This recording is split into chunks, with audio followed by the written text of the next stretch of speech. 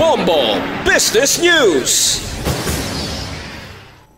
Nagpangabayang pila ka mga business groups sa gobyerno nga ibalik ang masobra 107 billion pesos nga ginkuha sa Philippine Deposit Insurance Corporation kagin saylo sa National Treasury bangod posible ini makatugas ang pagkadula sa pagsalig sa publiko sa sistema sang bangko.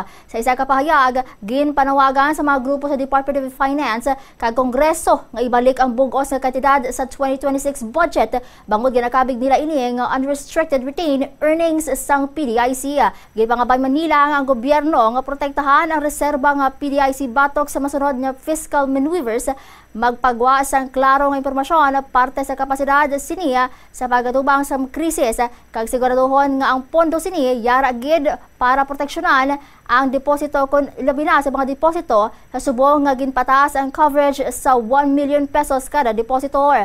Gindugang pa sang grupo nga ang kapareho nga pondo nga ginkuha sa PhilHealth ang ginaplano man nga ibalik sa 2026 budget kag ang say nga prinsipyo ang nagakadapat man nga buhaton sa PDIC. Bombo Foreign Exchange Update is brought to you by Quinbank Business Banking.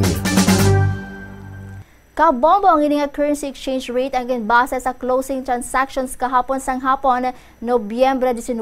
Magabalik ang transaksyon last 9 subong nga aga Nobyembre 20. Kag para sa aton reference rate, 58 pesos and 99 centavos ang baylo sa isa ka US dollar, 7 pesos and 58 centavos ang baylo sa isa ka Hong Kong dollar, 45 pesos and 31 centavos ang baylo sa isa ka Singapore dollar, 15 pesos and 73 centavos ang baylo sa isa ka Saudi Riyal, kag 68 pesos and 31 centavos ang baylo sa isa ka euro.